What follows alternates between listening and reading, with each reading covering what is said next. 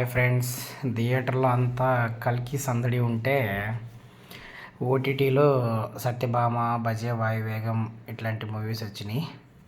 సరే, కల్కి టాక్ ఎలాగో బాగుంది, ఫ్యామిలీతో వెళ్ళాలి కాబట్టి నేను టికెట్ బుక్ చేశాను. వీకెండ్ చూడలేకపోయాను, టికెట్స్ కష్టంగా ఉన్నాయి. ఈ సోమవారం కానీ మంగళవారం కానీ బుక్ చేసుకుని వెళ్దాం అనుకుంటున్నాము ఫ్యామిలీతో.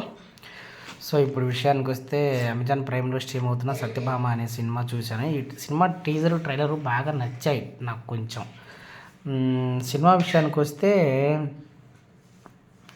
కాజల్ మాత్రం బాగుంది, చూడ్డానికి బాగుంది.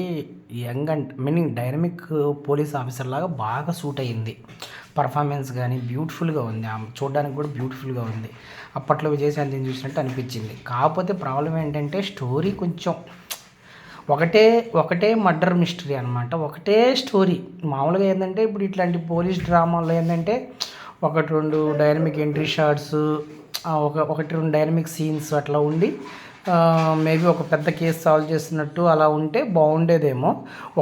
ఒకటే స్టోరీ ఉంది, అయినప్పటికీ ఏంటంటే అది కొంచెం కాంప్లెక్స్గా ఉంది. ప్లస్ ఏంటంటే మనకి ఒకేలా సాగిపోద్ది అనమాట. ఇంట్రెస్ట్ అంటే ఏం జరిగింది, నెక్స్ట్ ఏం జరిగింది అనే ఇంట్రెస్ట్ మనకి రాదనమాట.